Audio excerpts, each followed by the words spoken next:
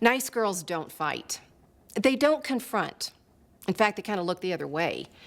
Nice girls do their darndest to avoid those really messy everyday situations in relationships, in ministry, in leadership, in life. In fact, when nice girls do speak their mind, they're usually not thought of as such nice girls. Huh. Really? I think the reality is that those of us who know God, who are called into a relationship with Him, who want to live our lives according to His Word, we find ourselves in difficult situations regularly, in everyday moments. And as such, we are called to find our voice and to have those hard-to-have conversations in such a way that we can resolve conflicts in a healthy manner. Well, just like when we need to tell a family member we're concerned about an addictive pattern that's forming. Or maybe when we need to ask for time off from work in order to care for someone that's precious to us. Or when we need to negotiate a business deal that's gone sour. Or when we need to approach a man in a great position of power because we need to warn him that the direction that he's headed in is dangerous and that he's not going in the way we think God would want him to go. In those moments, we can pull into a woman of the Old Testament named Abigail. In 1 Samuel 25, Abigail is a nice girl who found her voice and who found a way to have those hard-to-have conversations in such a way that conflicts were resolved. As Abigail shares her story in 1 Samuel 25, we find principles for our lives. Let's first get introduced to the characters in this story in 1 Samuel 25. First off, there is Abigail. Abigail's name means like her father is rejoicing, actually. She described herself as a handmaiden of God, and as such, in later centuries, many people named their daughters Abigail in her memory. Now, Abigail was married to kind of the opposite, where she was beautiful and she was intelligent, we're told in verse 3. Her husband, Nabal, was anything but. In fact, he's described as surly and mean in all his doings. In the first couple of verses of this chapter, we're actually told that he was very, very wealthy. And that word wealthy really meant heavy. He was weighed down with all of his wealth.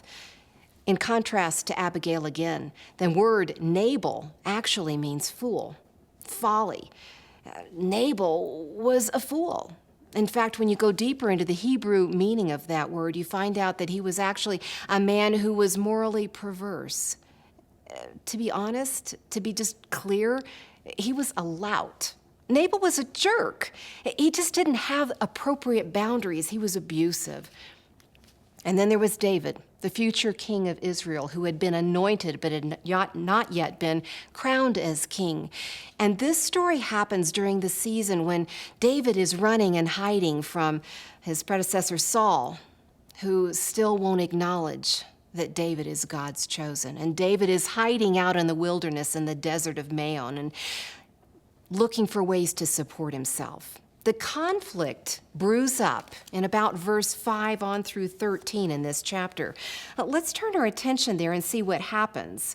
David sent 10 young men and said to them, "Go to Nabal at Carmel and greet him in my name and say to him, 'Long life to you, good health to you and to your household, and good health to all that is yours.' Now I hear that it's sheep shearing time. When your shepherds were with us, we did not mistreat them. And the whole time they were at Carmel, nothing of theirs was missing. Ask your own servants, and they'll tell you, therefore, be favorable toward my young men, since we come at a festive time. Please give your servants and your son David whatever you can find for them." And when David's men arrived, they gave Nabal this message in David's name, and they waited.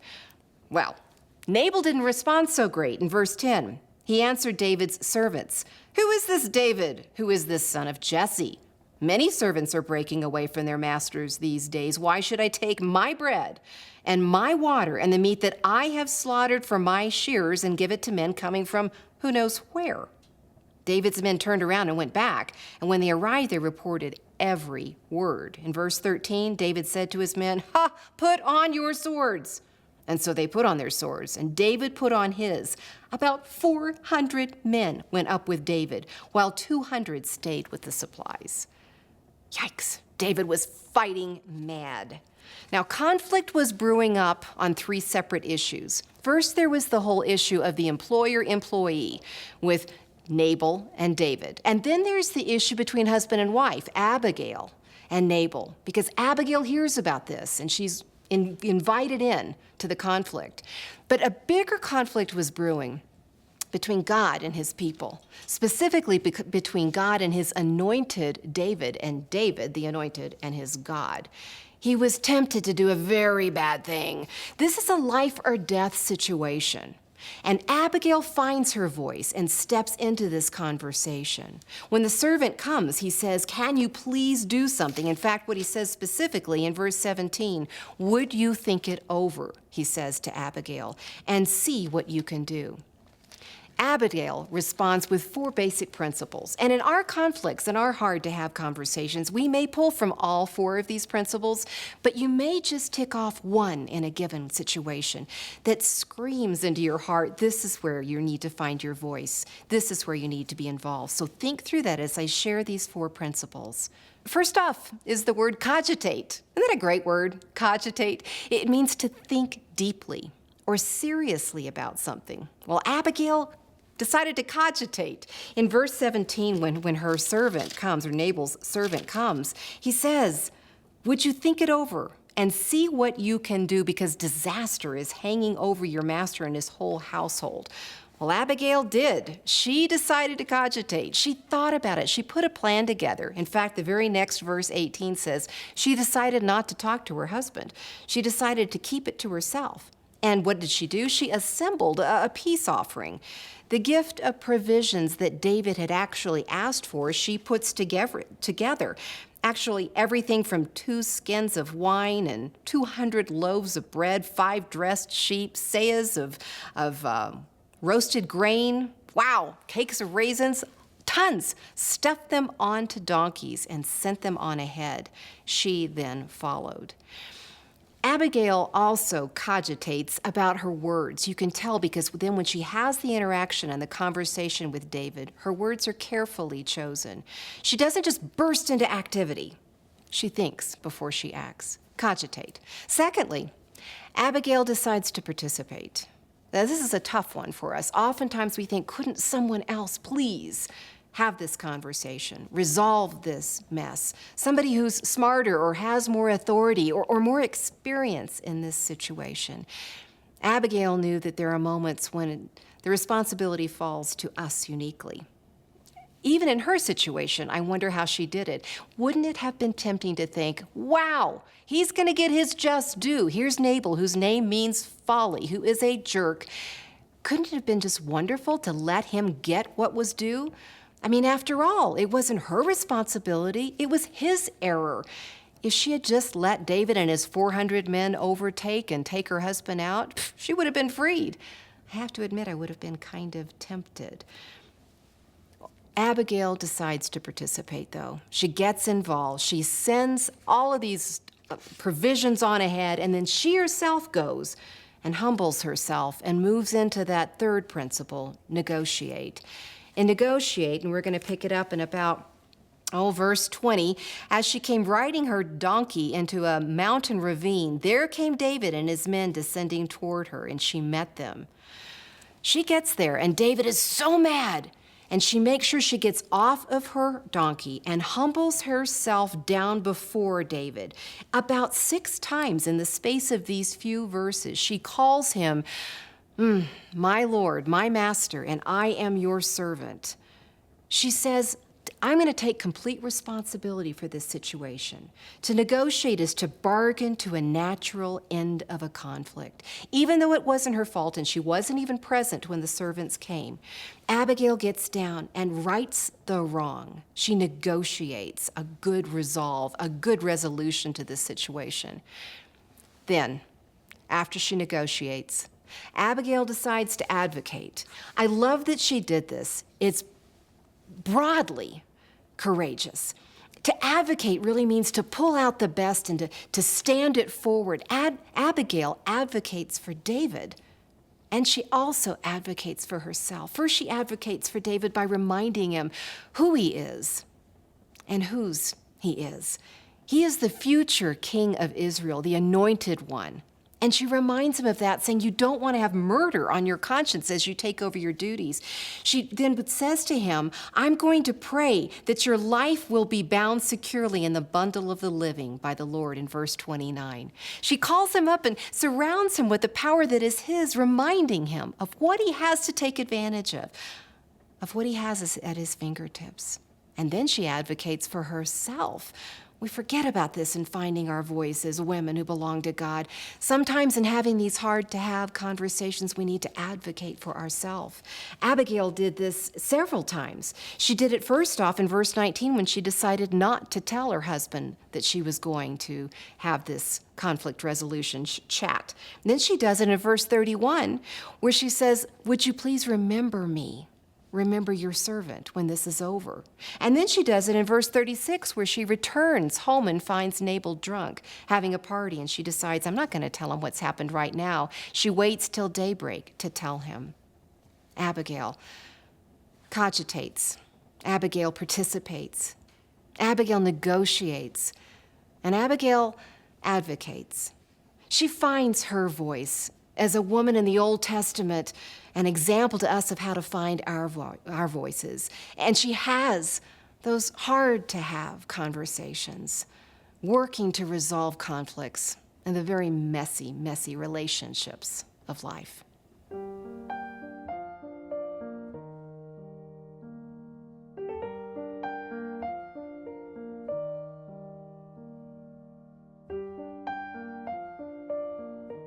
I was born to an alcoholic mother, alcoholic father. My dad drank all the time. My mom did drugs when she was pregnant with me. When I was 3 years old, my parents split up. I lived with my mom. She met a man, fell in love, and that man decided that he was gonna violate me in any way that he could.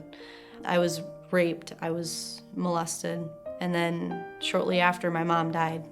At that point, I moved in with my dad. He was still a very strong alcoholic.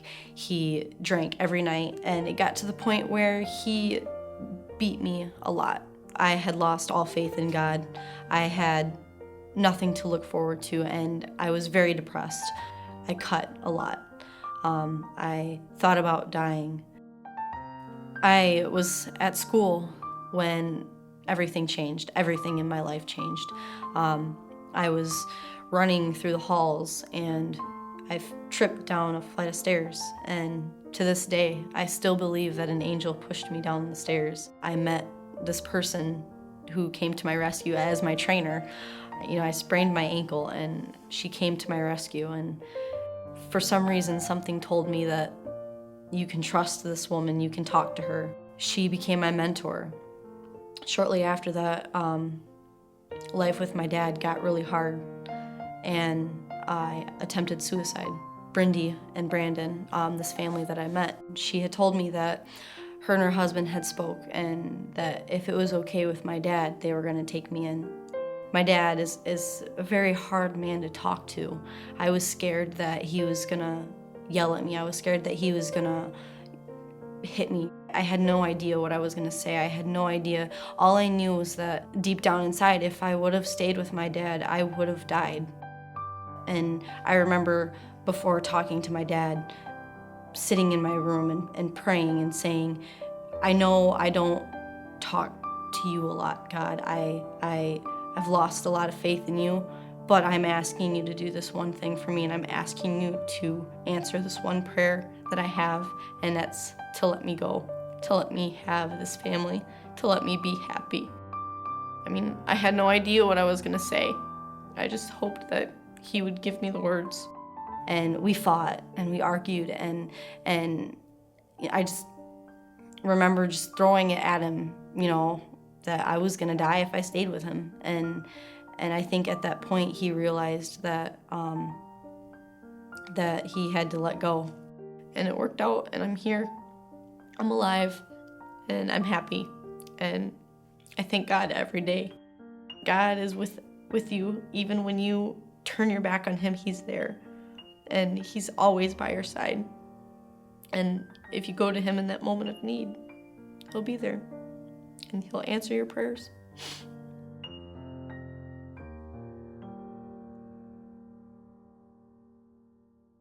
So I had a meeting downtown. I wasn't familiar with the area, and I couldn't find a parking place, but I looked across the street from the building I was going into, and I saw a pretty good parking lot, and so I parked and went in. A few hours later, I emerged, and I found there was a car parked behind my car in this huge parking lot that was now completely filled up. I couldn't exit. I couldn't back up. I was blocked. So I looked around and I figured out, oh, I guess this parking lot belongs to this building. I went in and I talked to the receptionist and I said, gee, somebody's blocking my car. I can't get out. Can somebody move their car? And she looked at me and went, oh, no, you didn't. And I'm like, what? She goes, did you park in Mr. Johnson's place? And I went, who's Mr. Johnson? Evidently, I had parked in his place. And she said, oh, no, you're going to have to talk to him. He's down the hall. And I looked down this scary, long, dark hall. And I said, okay, would you ask him if he would see me now? She buzzed him, and he said, well, she'll have to wait. I'm busy. It'll be about 20 minutes. And I looked at my watch, and I thought, gee, okay. And I sat down, and I waited. And finally, I was ushered into Mr. Johnson's office, where he yelled at me for parking in his parking place. I really didn't know, I told him. I didn't know. I'd never been to this place before. I'm sorry.